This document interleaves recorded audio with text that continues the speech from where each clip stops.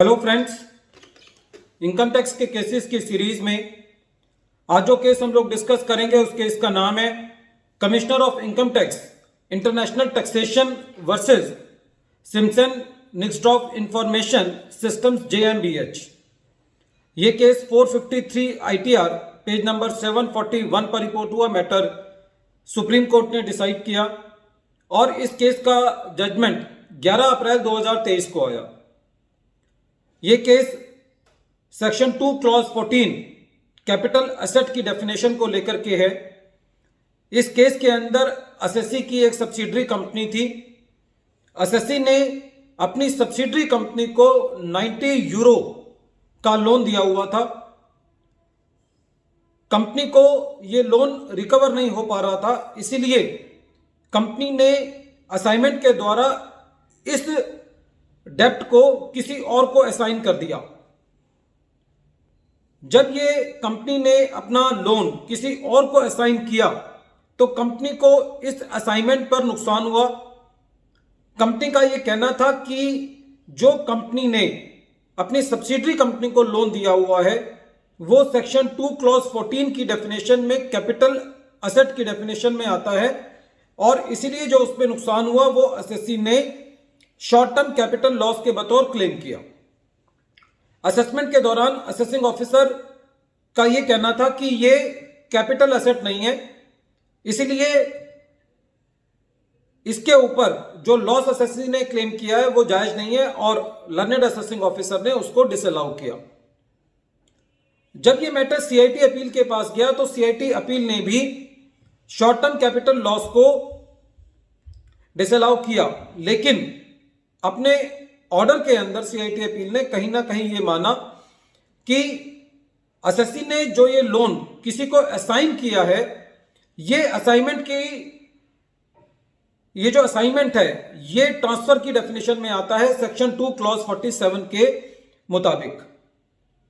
क्योंकि एसएससी को रिलीफ नहीं मिला था, इसीलिए एसएससी जो है वो आईटीएटी के पास गया और आईटीएटी ने ये कहा कि सेक्शन 2 क्लॉज 14 के अंदर जो कैपिटल एसेट की डेफिनेशन दी हुई है उसके अंदर हर तरीके का एसेट इंक्लूड है, चाहे वो बिजनेस से रिलेटेड है या नहीं, और उसके अंदर कुछ एक्सकल्शन दिए हुए हैं। उदाहरण के तौर पर stock in trade, raw material, जो कि कैपिटल एसेट की डेफिनेशन में नहीं आते।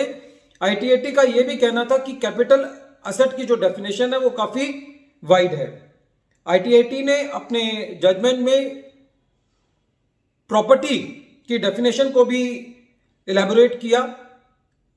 इस केस के अंदर जब सीआईटी अपील ने अपना ऑर्डर किया था तो उन्होंने कहीं ना कहीं यह माना था कि यह ट्रांसफर तो है, और इस बात पर डिपार्टमेंट ने क्रॉस अपील भी फाइल नहीं की थी।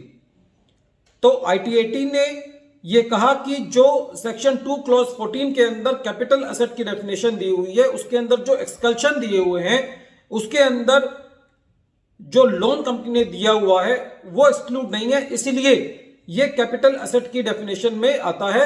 और डिपार्टमेंट ने सीआईटी अपील के इस बात के अगेंस्ट भी क्रॉस अपील फाइल नहीं की है कि ये ट्रांसफर है, इसलिए आईटीएटी ने एसएससी को रिलीफ दिया। डिपार्टमेंट जो है वो हाई कोर्ट गया और हाई कोर्ट ने आईटीएटी के ऑर्डर को अपील रखा। मैटर जो है वो सुप्रीम कोर्ट में गया और सुप्रीम कोर्ट ने भी ये कहा कि जो एसएससी ने लोन दिया है वो कैपिटल एसेट की डेफिनेशन में आता है और जो असाइनमेंट है उसके ऊपर जो लॉस हुआ है उस पर शॉर्ट टर्म कैपिटल लॉस बनता है। इस केस के अंदर जो प्रॉपर्टी की डेफिनेशन थी वो एक केस के अंदर बहुत फेमस केस है बॉम्बे हाई कोर्ट का CWT वर्सेस विदुर पटेल 1995। ये केस जो है वो वेल्थ टैक्स एक्ट की अवज में दिया गया था। कहीं ना कहीं डिपार्टमेंट का यह कहना था कि यह केस एसएससी के ऊपर एप्लीकेबल नहीं है क्योंकि वो वेल्थ टैक्स की रिस्पेक्ट में है, लेकिन हाई कोर्ट ने और सुप्रीम कोर्ट ने डिपार्टमेंट की यह दलील को भी कंसीडर नहीं किया और यह कहा कि इस पर्टिकुलर केस के अंदर जो एसएससी ने लोन दिया है और उसका बाद में असाइनमेंट हुआ है उसको कैपिटल एसेट माना जाएगा, वो ट्रांसफर भी है, इसीलिए जो उसके ऊपर एसएससी को शॉर्ट टर्म कैपिटल लॉस हुआ है वो एसएससी का बनता है। फ्रेंड्स, ये केस बहुत इंपॉर्टेंट है। जहां तक कि एक असेसी ने यदि किसी को लोन दिया हुआ है और वो किसी को असाइन करता है तो वो कैपिटल एसेट की डेफिनेशन और ट्रांसफर की डेफिनेशन में आएगा इस केस के मुताबिक। वीडियो के अंत में एक बार फिर मैं केस का नाम रिपीट कर रहा हूं। केस का नाम है commissioner of income tax versus Simpson Nixdorf information systems JMBH, और ये केस 453 ITR पेज नंबर 741 पर रिपोर्ट हुआ। मैटर सुप्रीम कोर्ट ने डिसाइड किया और इस केस का जजमेंट 11 अप्रैल 2023 को आया। Thank you friends.